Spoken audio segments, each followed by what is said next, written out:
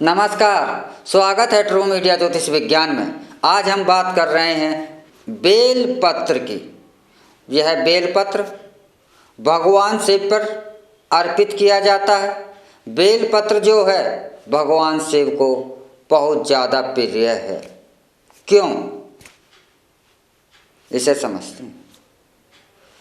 क्योंकि जितने भी शिवलिंग हैं, जहाँ भी शिवलिंग होता है वह इस प्रकृति में उत्पन्न हो रहे विष को सोखता है और बिल्वपत्र जो है विष को नाश करने वाला माना जाता है। जो विष को नाश कर रहा हो, जो जहर का नाश कर रहा हो, वह पेड़ क्या आपके घर के लिए अशुभ हो सकता है? नहीं।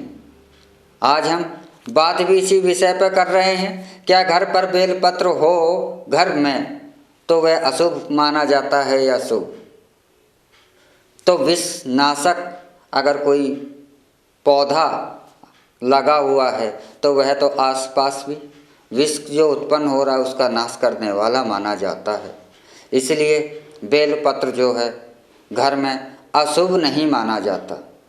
बेलपत्र जो है इसकी महिमा के बारे में तो बहुत सारी बातें हैं। भगवान शिव को बेलपत्र क्यों प्रिय है?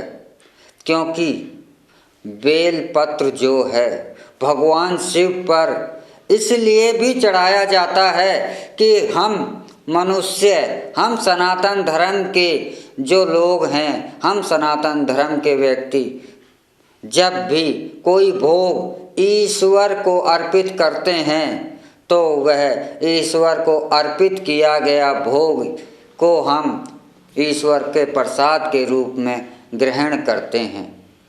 तो शिवलिंग पर बिल्वपत्र चढ़ाने का मुख्य कारण यही है, क्योंकि शिवलिंग जहाँ भी होता है वह वहाँ पर आसपास जो भी है इस प्रकृति में जब अमृत पैदा हो रहा है, जिसमें हम जीवन जी रहे हैं, तो इसके साथ साथ इस प्रकृति में अमृत के साथ विष भी पैदा हो रहा है और शिवलिंग जो है उस विष को अपने पास सोखता रहता है और बिल्वपत्र इस विष को नाश करने वाला माना जाता है।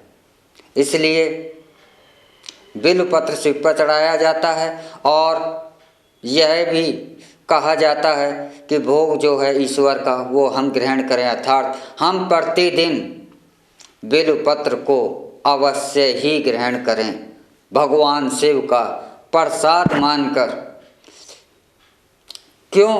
क्योंकि बिल्वपत्र जो है, बेलपत्र जो है वह आज आपकी 15 साल पुरानी हो, 20 साल पुरानी ब्लड प्रेशर की शिकायत, हाई ब्लड प्रेशर की शिकायत है, आप मात्र 5 पत्ते 4 पत्ते अवश्य ही प्रतिदिन बेलपत्र के खाते रहें तो आपका यह महीने 1.5 महीने में आपका हाई ब्लड प्रेशर का रोग ठीक हो जाएगा। बेलपत्र इतना औषधीय गुणों से भरपूर है, इसी कारण इसे भगवान शिव प्रिय करते हैं। आप शुगर जैसे महाभयंकर रोग से ग्रसित हो रहे हैं और शुगर से आप परेशान हैं, इलाज करा कर भी आप थक रहे हैं, लेकिन कुछ समय के लिए आपको इस रोग से राहत तो मिल जाती है पर रोगों का अंत नहीं हो रहा, तो इस मधुमेह को भी बिल्वपत्र खत्म कर देता है। और हमारे यहाँ प्रतिदिन शिव मंदिरों पर जो बिल्वपत्र चढ़ाए जाते हैं वह कचरे में बहा दिए जाते हैं। मैं तो सभी से यह कहूँगा कि आप जब भगवान शिव को बिल्वपत्र अर्पित करें तो भगवान शिव को उनको अर्पित करने के बाद उस बिल्वपत्र को आप ले आएं और उसे भगवान शिव का आशीर्वाद समझकर, भगवान शिव का प्रसाद समझकर उसे खाएं। आपके रोगों का नाश होना शुरू हो जाएगा। बिल्वपत्र शुगर जैसी बीमारियों को भी ठीक करने में एक अचूक दवा मानी जाती है और जितना हम प्रत्येक हफ्ते में सोमवार के दिन बिल्वपत्र भगवान शिव को अर्पित कर कर उसे कचरे में बहा देते हैं। यदि मंदिरों में आज मैं यह भी चाहता हूँ कि एक नई व्यवस्थाएं हो जाएं, हमें यह करना चाहिए। सभी पुजारियों से मंदिरों के मैं यह भी निवेदन करना चाहता हूँ कि यह बेलपत्र जो मंदिरों में चढ़ाया जाता है, इस बेलपत्र को आप इकट्ठा कर लें और सुखाकर इसका चूर्ण बनाकर प्रसाद के रूप में अगर भक्तों को देना शुरू कर दें तो अवश्य ही हमारे देश से कुछ ही सालों में शुगर, ब्लड प्रेशर जैसी बीमारियों का तो अंत होना शुरू हो जाएगा और एक दशक में शायद हम इन बीमारियों से अपने देश को सुरक्षित कर सकें। लेकिन इतना बिल्वपत्र जब बहा देते हैं, यह हमारे 20 करोड़ 25 करोड़ लोगों को इन दोनों बीमारियों से ठीक कर सकता है।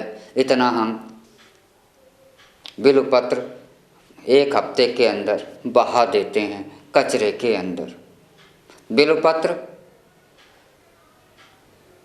आपकी इन रोगों को तो नाश करता ही है, इसके साथ साथ इसका अगर काढ़ा आप बनाकर पीते हैं तो आपके शरीर के अंदर एक ऊर्जा, पेट के रोगों के लिए, कब्ज का नाश करने के लिए भी बहुत ज़्यादा बलशाली माना जाता है। तो प्रतिदिन अगर आप 5 पत्ते आप इसके चबा चबा कर भी खाते हैं तो आप इन रोगों से मुक्ति पा सकते हैं। इसका काढ़ा बनाकर भी पिया जा सकता है।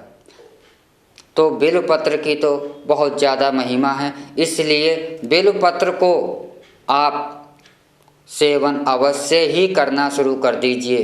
बेलपत्र जो है सैकड़ों रोगों को नाश करने में बलशाली माना जाता है और प्रकृति में और जो हमारे शरीर के अंदर उत्पन्न जो विष हो रहा है उसको नाश करने में बलशाली माना जाता है। इसीलिए भगवान शिव को इसे अर्पित कर और उनका भोग के रूप में, प्रसाद के रूप में उसे ग्रहण करने की विधान हमारे धर्म में बनाया गया। तो आप बिल्वपत्र को अवश्य ही सेवन करना शुरू करें अगर इन बीमारियों से मुक्ति पानी है। इसी के साथ हम आपसे इजाज़त चाहते हैं। अगले एपिसोड में हम फिर मिलेंगे एक नए विषय के साथ, एक नई जानकारी के साथ। तब तक आप हमारा ट्रू मीडिया ज्योतिष विज्ञान को लाइक, शेयर, कमेंट करना ना भूलें। ओम नमः शिवाय।